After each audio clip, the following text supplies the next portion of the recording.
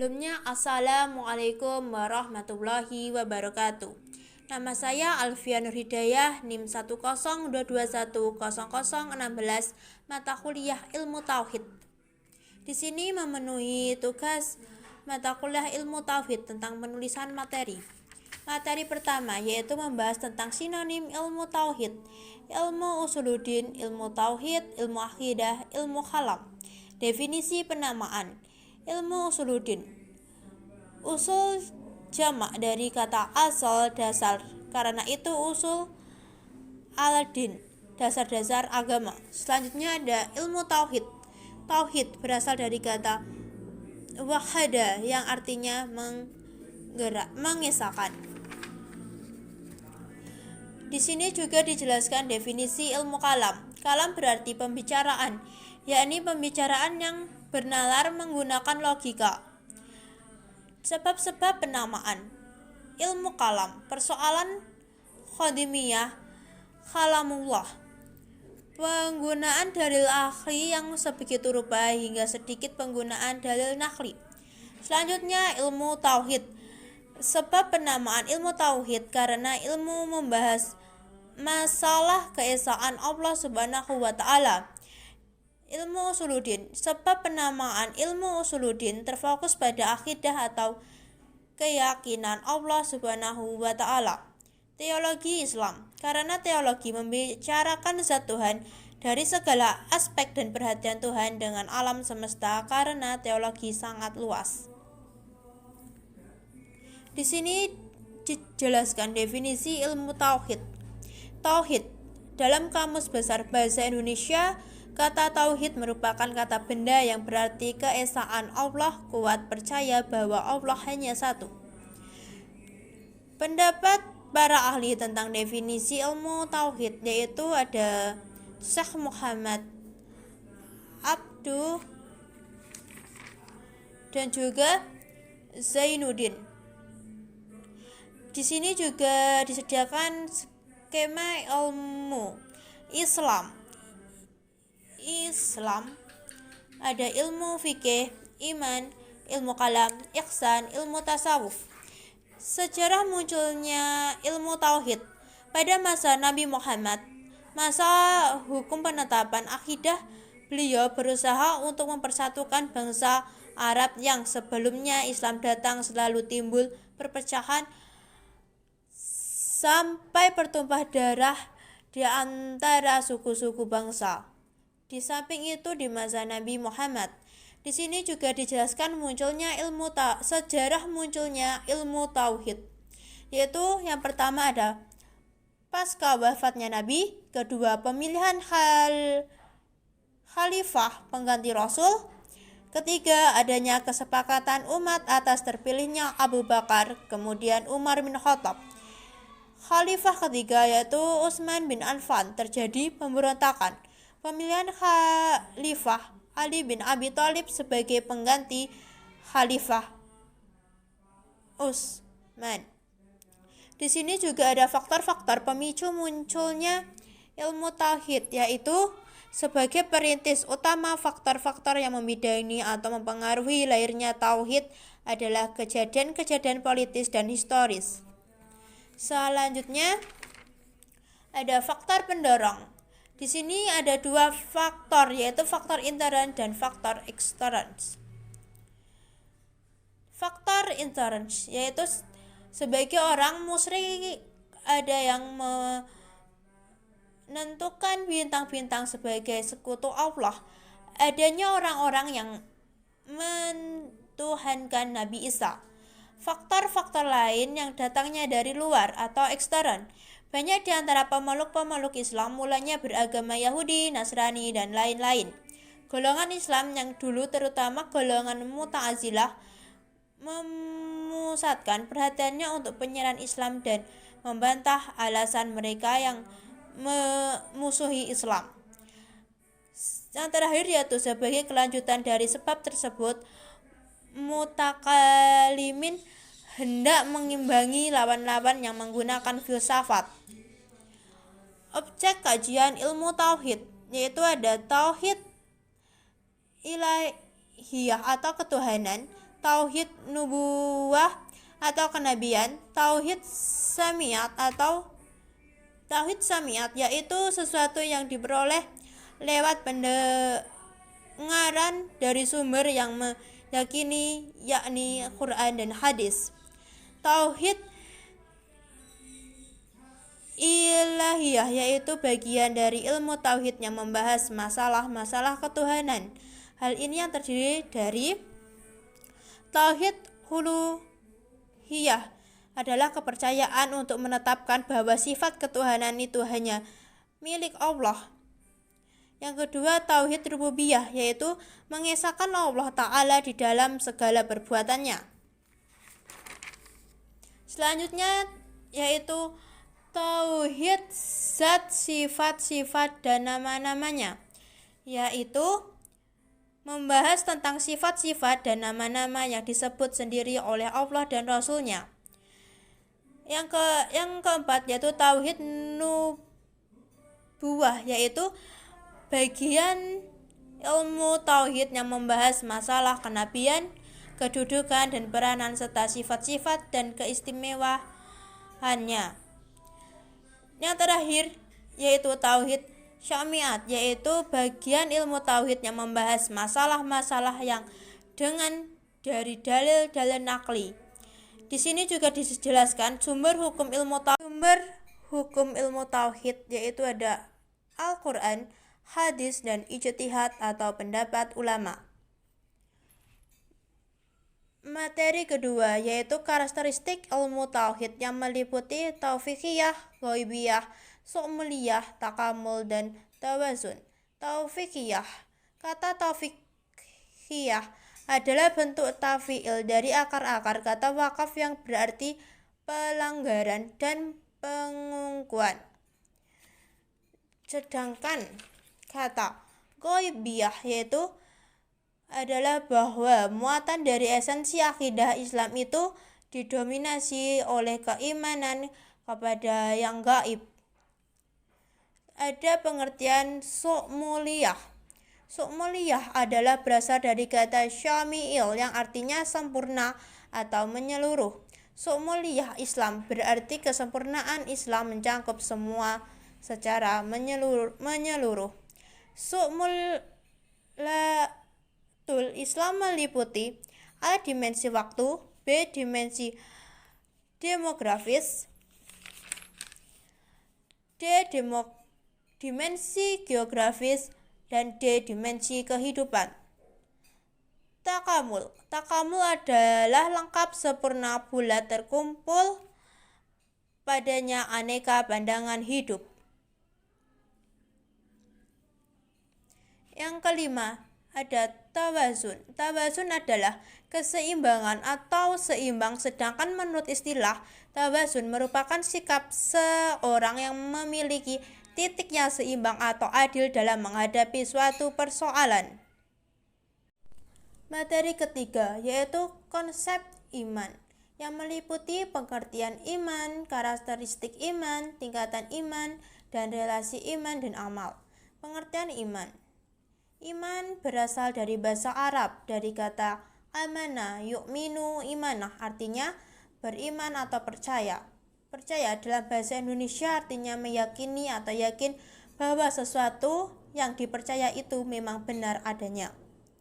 Penjelasan mengenai makna iman terbagi menjadi 3 poin, yaitu i'tiqad bil qalbi, wal iraru bil lisan, dan wal amalu bil arkan.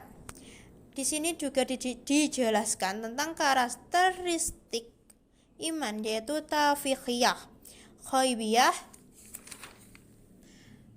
dan su'muliyah. Tingkatan iman. Tingkatan iman terdiri dari iman taklid, iman ilmu dan ilmu yakin, iman iya'an dan ainul yakin, iman haki atau hakul yakin, iman hakikat, dan yang terakhir adalah iman maqam baqa. Di sini dijelaskan relasi iman dan amal. Iman tanpa amal itu hampa, sedangkan amal tanpa iman itu percuma. Materi keempat, konsep Tuhan.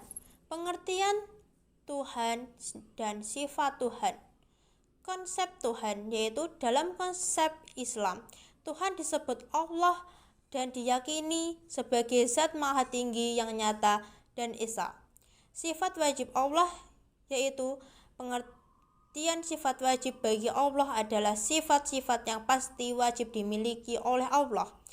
Berikut ini ada beberapa sifat wajib Allah yaitu khidam, baqa, mukhalafatul lil hawadisi, khiyamuhu binafsihi, dan lain sebagainya.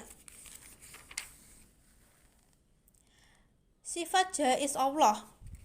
Sifat jaiz Allah hanya ada satu, yakni fi'lu kulli mumkinin au tarkuhu, yang artinya Allah mungkin mengerjakan sesuatu atau meninggalkannya.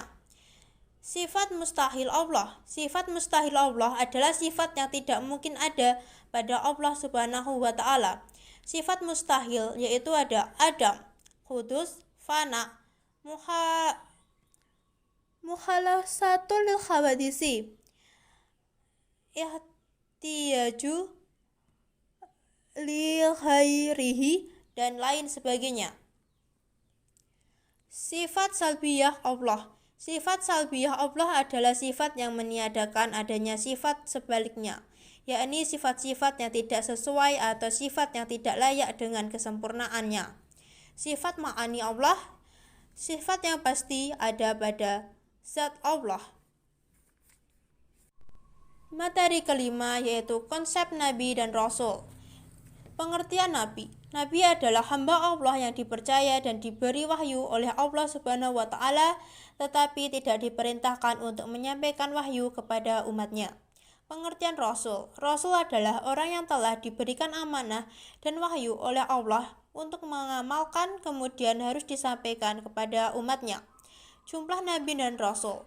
Nama-nama Nabi dan Rasul yang wajib diketahui umat muslim ada 25. Seperti berikut: Nabi Adam, Nabi Idris, Nuh, Soleh, Nabi Ibrahim, Nabi Lut, Nabi Ismail, Nabi Ishak, Nabi Yakub, dan ada 25.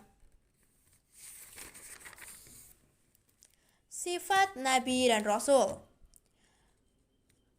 As-Siddiq yaitu selalu benar dan jujur, sifat yang pasti dimiliki Rasul, sebab tidak ada seorang pun Rasul yang berbohong.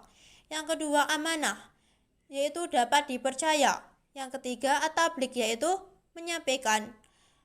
Yang terakhir yaitu al-fatonah, yaitu memiliki kecerdasan yang tinggi.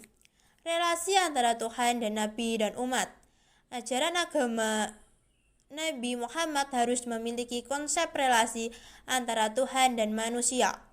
Relasi ini tidak sederhana dan juga tidak unilateral, namun bersifat ganda atau bilateral. Relasi Tuhan dan manusia dibagi menjadi 4, yaitu relasi ontologis, relasi komunikatif, relasi Tuhan hamba, dan relasi etik. Nabi dan Rasul menurut orientalis. Abraham Geyer, salah satu tokoh akademis barat berdarah Yahudi yang meneliti tentang Islam dan membandingkannya dengan agama Yahudi. Bagi Geyer, Islam bukan agama baru atau turunan dari sebuah wahyu, tetapi ia muncul sebagai dari seseorang yang mengikuti Yahudi, kemudian membuat sekte baru yang menyimpang dari agama Yahudi. Konsep Rasul. Arti Nabi dan Rasul yaitu kata Nabi yang berasal dari kata naba yang berarti dari tempat yang tinggi. Kata Rasul berasal dari kata arsalah, mengutus. Jadi Rasul adalah orang yang diutus Allah Subhanahu wa Ta'ala untuk menyampaikan misi atau pesan atau al-risalah. Jumlah Nabi ada 124.000 orang. Di sini juga ada peta konsep iman kepada Rasul Allah. Pengertian iman kepada Rasul Allah, nama dan sifat Rasul Allah, meneladani sifat Rasul Allah. Pengertian beriman kepada Rasul Allah. Secara istilah, dimaksud beriman kepada Rasul Allah adalah meyakini dengan sepenuh hati bahwa Allah menciptakan para utusan yang disebut para Rasul dan meyakini kebenarannya, kerasulan mereka dan kebenaran ajaran yang dibawanya tanpa meragukan sedikit pun. Cara mengimani para Rasul Allah yaitu tidak boleh membeda-bedakan, mengikuti ajaran-ajarannya. Tugas dan mukjizat para rasul yaitu Nabi Daud memiliki suara yang merdu, Nabi Ibrahim tidak hangus dibakar, Nabi Yusuf memiliki ketampanan yang luar biasa, Nabi Sulaiman sanggup berbicara dalam bahasa hewan, Nabi Isa memiliki kemampuan menyembuhkan orang buta. Mukjizat Nabi Muhammad diantaranya peristiwa Isra Mi'raj. Rasul-rasul Ulul Azmi. Ulul Azmi adalah gelar yang diberikan kepada para rasul yang memiliki kedudukan tinggi dan istimewa. Terdapat dalam Al-Quran surat Al-Ahqaf ayat 35 dan surat Asy-Syura ayat 13. Para rasul yang memiliki julukan Ulul Azmi yaitu Nabi Nuh alaihi wasallam, Nabi Ibrahim alaihi wasallam, Nabi Musa alaihi wasallam, Nabi Isa alaihi wasallam, dan Nabi Muhammad alaihi wasallam. Nama dan sifat-sifat Rasul. Nama Rasul yaitu ada Nabi Adam, Nabi Idris, Nabi Nuh, Nabi Hud, Nabi Saleh, Nabi Ibrahim, Nabi Lut, Nabi Ismail, Nabi Ishak, Nabi Yakub, Nabi Yusuf, Nabi Ayub, Nabi Zulkifli, Nabi Su'aib, dan Nabi Yunus. Sifat-sifat Rasul Allah yaitu ada sifat wajib Rasul yaitu siddiq, amanah, tabligh, fatanah. Sifat mustahil Rasul kizib, khianat, khiyman, baladah. Sifat jaiz Rasul yaitu gais, artinya boleh seorang Rasul pada dasarnya manusia biasa. Nabi Muhammad sebagai Nabi terakhir yang dijelaskan dalam Quran surat Ahzab ayat 40 dan dalam Quran surat Al-Maidah ayat 3. Berdasarkan dari dua dalil di atas dapat disimpulkan bahwa kebenaran tentang Nabi Muhammad sebagai penutup dari seluruh nabi mutlak kebenarannya. Meneladani sifat-sifat Rasulullah alaihi wasallam, wajib bagi kita meniru dan meneladani sifat dan sikap Rasulullah dalam kehidupan sehari-hari, yaitu berperilaku jujur, hormat dan patuh kepada guru. Materi ke-6 yaitu konsep Tuhan, yang meliputi pengertian Tuhan, sifat wajib Allah, sifat jaiz, sifat mustahil, sifat salbiyah, sifat ma'ani. Selanjutnya yaitu konsep qada dan qadar. Menurut bahasa, qada yaitu penciptaan hukum, pemberitahuan, kehendak, ketetapan, perintah. Qadar yaitu kepastian, peraturan, ukuran. Sedangkan menurut istilah, qada yaitu ketentuan atau ketetapan Allah dari sejak zaman azali. Sedangkan qadar yaitu perwujudan ketetapan qada terhadap segala sesuatu yang berkenaan dengan makhluknya. Iman kepada qada dan qadar yaitu meyakini dengan sepenuh hati dan adanya ketentuan Allah Subhanahu wa Ta'ala yang berlaku bagi semua makhluk hidupnya. Ciri-ciri iman kepada qada dan qadar yaitu yakin pada sunatullah, senantiasa berikhtiar yang terbaik, menyempurnakan ikhtiar dengan takawal. Macam-macam takdir ada dua, yaitu takdir mu'alaq dan takdir mubram. Hikmah iman kepada qada dan qadar melatih diri untuk banyak bersyukur, menjauhkan diri dari sifat sombong dan putus asa. Ada juga yaitu contoh dari hikmah, yaitu bersyukur ketika mendapat nilai yang memuaskan, tidak menyalahkan orang lain, tidak merasa minder. Qada dan qadar menurut ahlus sunnah, qada dan qadar menurut ahlus jabariyah, qada dan qadar menurut ahlul qadariyah.